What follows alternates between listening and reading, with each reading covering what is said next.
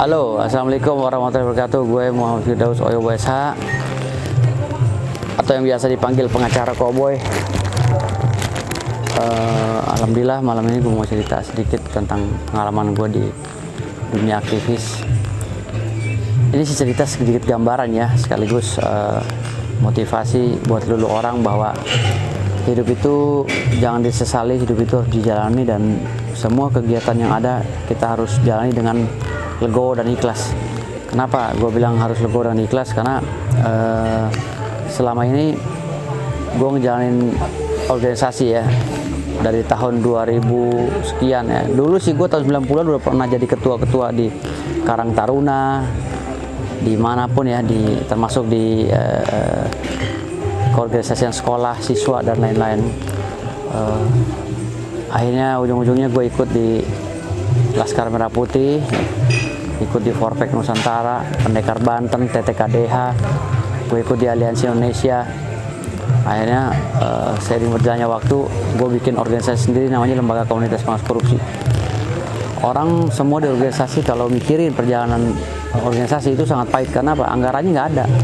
Anggaran dari pemerintah itu nggak ada sama sekali. Sementara tupoksi kita ini harus berjalan gitu. Kenapa gue bilang tupoksi kita harus berjalan?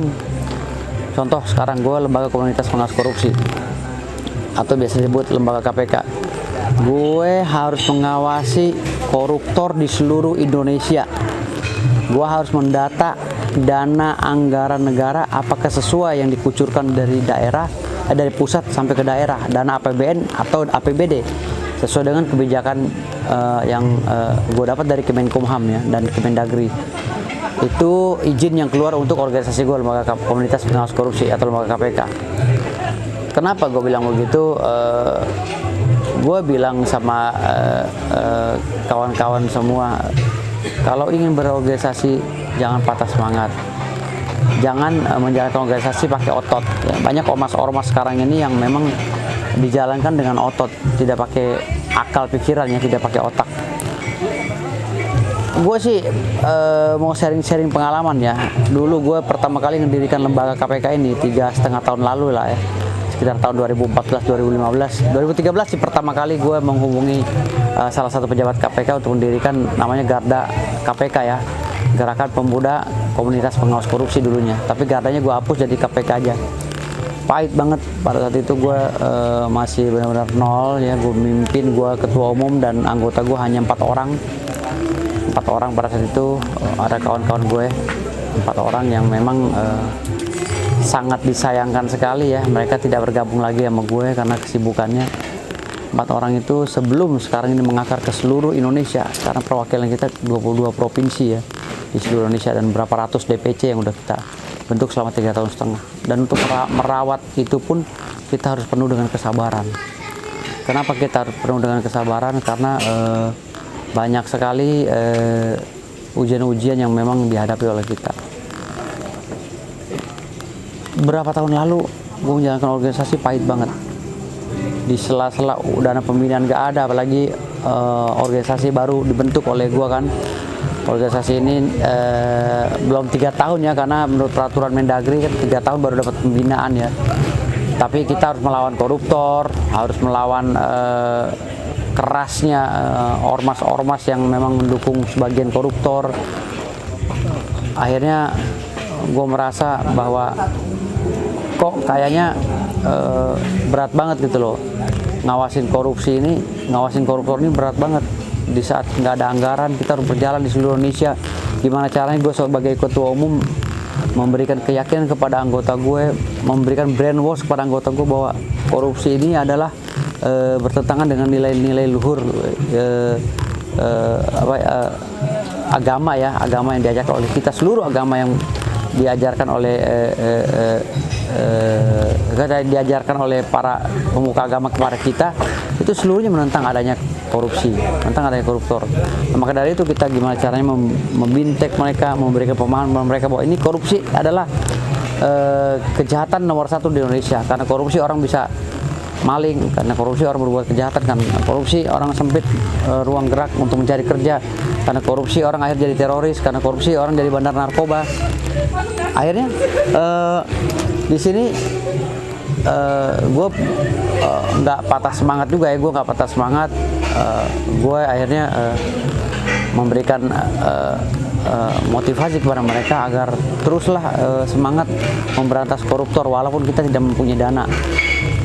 Gue selalu memberikan pemahaman kepada mereka. Anggota-anggota gue juga dari kalangan menengah ke bawah. Jarang sekali kalangan JZ yang mau bergabung dengan lembaga KPK. Kenapa? Karena memang mereka tahu resikonya, mereka udah di posisi aman dan mereka nggak mungkin lah mengganggu-ganggu. Padahal ya, korupsi itu adalah kejahatan nomor 1 di Indonesia dan memang tanggung jawab seluruh masyarakat Indonesia untuk mengawasinya. Gitu. Makanya kalau seandainya di sini kita tidak proaktif untuk mengawasi korupsi yang ada di Indonesia yang dilakukan oleh koruptor, maka bangsa ini akan hancur karena kolaborasi mereka itu. Nah, pencurian SDA itu bukan bagian daripada KKN, ya kan?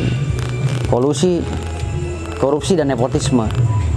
Pencurian SDA, sumber daya alam ya, yang tadinya harusnya tidak diizinkan untuk dieksploitasi karena adanya kolusi, adanya nepotisme, akhirnya bisa dengan penyuapan, dengan korupsi dan lain-lain, akhirnya bisa izinnya dikeluarkan. Yang artinya SDA, sumber daya alam Indonesia ini tidak bisa diselamatkan lagi, dieksploitasi oleh negara-negara asing sehingga direbut. Gara-gara masyarakatnya males mengkritik, males mengawasi tindak tanduk daripada pemerintah. Makanya di lembaga komunitas pengawas korupsi ini, gue mengajak pemerintah, mengajak masyarakat agar mau bergabung dengan komunitas pengawas korupsi. Kenapa? Karena menurut gue sesuai dengan resolusi PBB, ini adalah tanggung jawab bersama. PBB telah mengeluarkan resolusi bahwa setiap warga negara dimanapun tempatnya telah menyetorkan uang pajaknya kepada negara wajib mengawasi kemana aliran dananya pergi. Maka dari itu kalau seandainya ada masyarakat yang diam saja melihat kejahatan koruptor ini, maka masyarakat ini sama dengan ikut serta dalam berbuat kejahatan, membiarkan orang-orang berbuat jahat, membiarkan orang-orang memperkosa hak-haknya. Akhirnya terjadilah keributan dan kesejahteraan sosial bagi seluruh masyarakat Indonesia atau rakyat Indonesia itu sangat jauh daripada pandangan kita.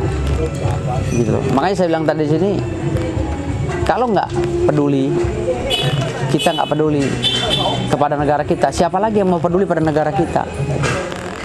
Saya berjuang berapa kali, saya mau dibunuh, diancam, di ini. Udah kondisi kita keuangan nggak ada, melawan koruptor, kita laporin, kita cari data, kita investigasi di setiap kelurahan, dana desa, ya kan? Kita investigasi di dinas-dinas, kita investigasi di kementerian, semua itu berat banget.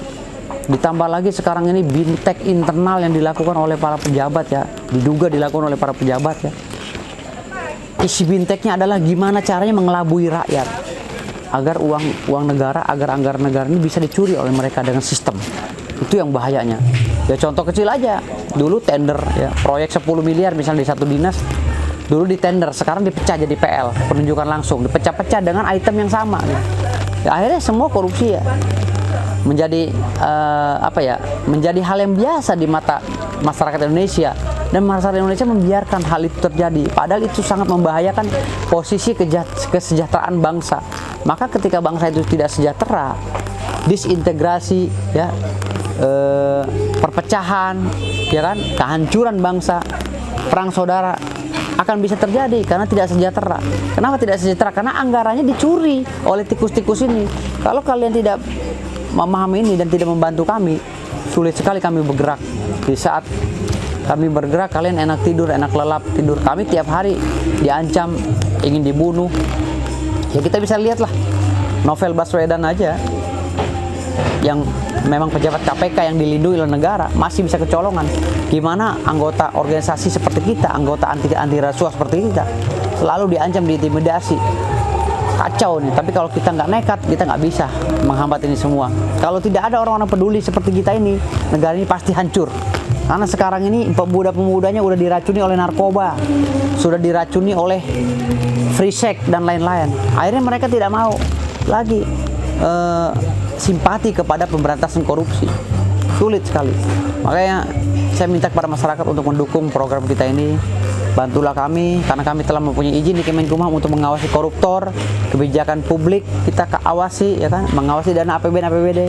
Itu saja dulu dari saya, itu aja. Semoga aja Anda semua terketuk hatinya untuk bergabung bersama kami. Saya Muhammad Firdaus Oibo Esa mengucapkan terima kasih banyak. Wabillahi taufiq wal hidayah. Wassalamualaikum warahmatullahi wabarakatuh. Salam militansi KPK Jaya.